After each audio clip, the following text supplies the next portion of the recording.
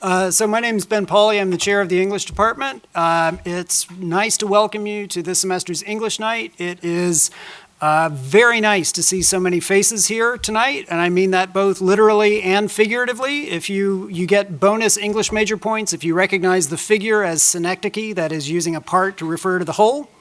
Because I'm glad to see all of you here, not just your faces. Seeing just your faces would be truly horrifying.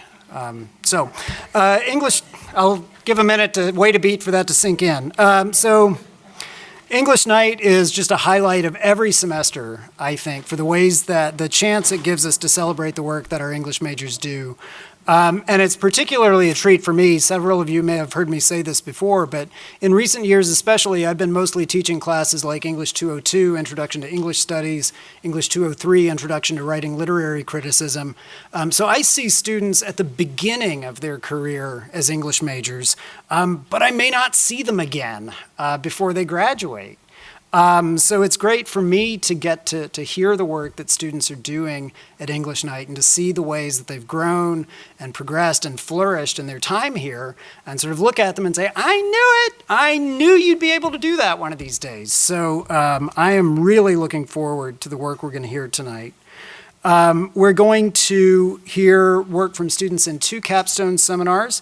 And I do need to apologize for a couple of proofreading errors in the program that slipped past me at this late point in the semester. I don't know if you ever have that thing where your eye starts twitching. Mine's been doing that for like 2 weeks. From Professor Maureen McDonald's Monstrous Women's Seminar, we'll be hearing work from Natalie Devlin, Bailey Hosko, and Kylie Davey.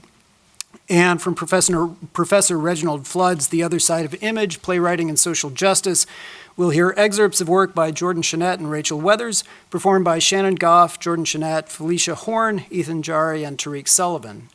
I also want to invite you to stop by the poster exhibit, featuring work by students who are completing independent capstones in English. And by my count, I think I must be missing one. I hope that Colleen Goff, Ayanna Hardy, and Ian Dill will be, and somebody else? Is there a 4th name that I'm missing? Nope. Forget I said any of that. I hope that Colleen Goff, Ayanna Hardy, and Ian Dill will be available to answer questions about their work, maybe over a chicken satay skewer, which I highly recommend as long as you eat meat and don't have a serious nut allergy. But first, before that, it's a real pleasure to announce awards for English majors in several categories, which you'll find described in the program. This year's award for service to the department goes to Gabriella Paxi. Did I get you? Okay. There's always a debate about at what point someone should come up and how long they should have to stand there awkwardly as I say nice things about them. So do as the spirit moves you, I would say. As the Sigma Tau Delta president for 2021, Gabby rose to the challenge of leadership in a time when Sigma couldn't operate as business as usual. As president, she helped to organize and facilitate a number of events, including book swaps and sales, and this fall's Ice Cream Social and Cider Social, doing behind-the-scenes work, as well as helping out at the events themselves. And she was also, and I can say personally, an invaluable help at this year's Warrior Welcome for incoming students, where she welcomed new English majors to Eastern and fielded any questions they had following up. So we appreciate Gabby's work. Come on up. I've got a book and a certificate for you.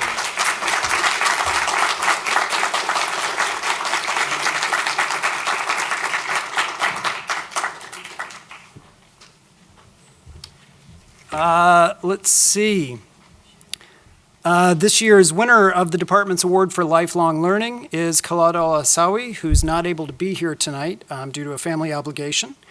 The faculty member who nominated Khalad notes that she is a committed and talented English major who's completing her degree at Eastern so that she can return to Saudi Arabia and teach English to school children there.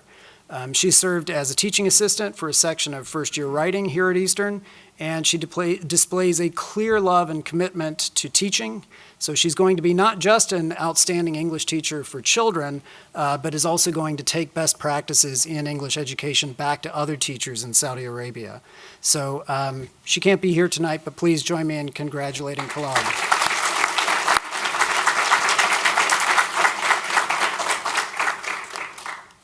Having run a department meeting that ran late, I'm trying to keep an eye on the clock. This year's award for contributions to the cultural life of the campus goes to Colleen Goff.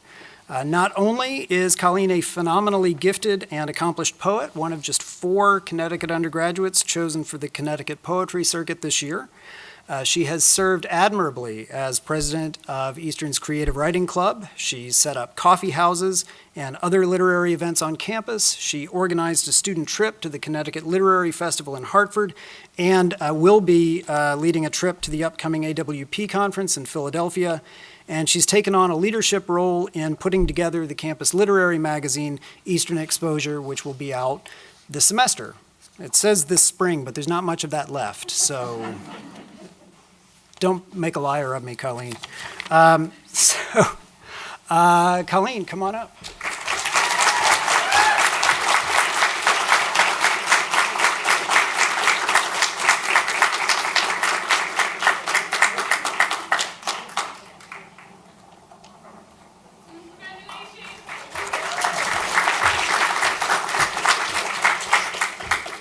It's spring until it's summer, so, give them a break. This year's award for excellence in teaching and tutoring goes to Aspen Ben Azulai. I heard a clap. Go ahead, indulge, that's fine. We've got time. So first, as a student in our course on tutoring writing, and later in their work as a Writing Center tutor, Aspen has just been especially knowledgeable and eloquent in discussing the struggles that multilingual students face writing for the American Academy. As a tutor, Aspen works skillfully and empathetically with all kinds of writers, including writers with disabilities and immigrant students. And moreover, in their senior thesis on writing and anti-racism, Aspen has been researching multiculturalism, language equity, and decolonizing writing and education, including what the latter might look like in practice. So please join me in congratulating Aspen.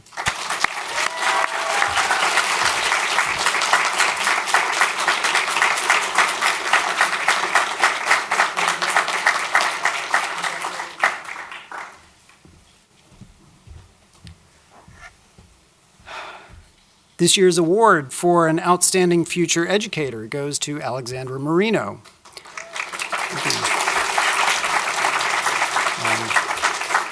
I should say all these things I'm reading about our award winners were volunteered by the faculty who nominated them, so this is not just me saying nice things about all our award winners, this is me channeling all our faculty saying nice things about award winners.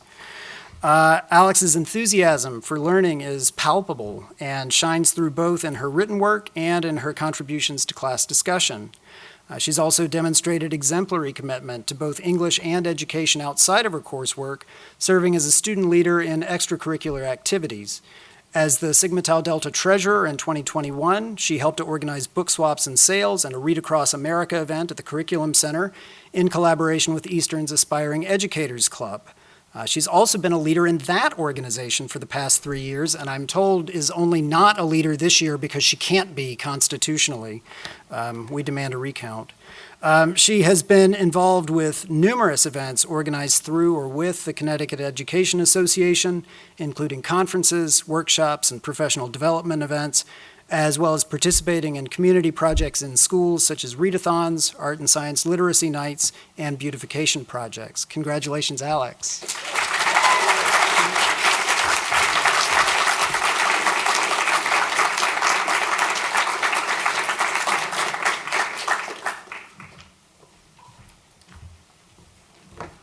And our last award of the evening goes to, this is the Award for Academic Excellence, which goes to Richard Gumpert. Gumpert, did I get, is that, all right. I had Richie as a student in a class, but I never called him by his last name, so sorry. Richie is both an English major and a university honors scholar, and as his faculty nominator says, one detects in his work a disciplined, capable voice that establishes connections and arguments in ways that epitomize the best of what our discipline has to offer. His honors thesis, which explores the work of a contemporary Japanese animated filmmaker, provides a detailed reading of two specific films while managing to blend everything from cultural criticism on collectivist identity to the structure of narrative development in animated film. So congratulations, Richie.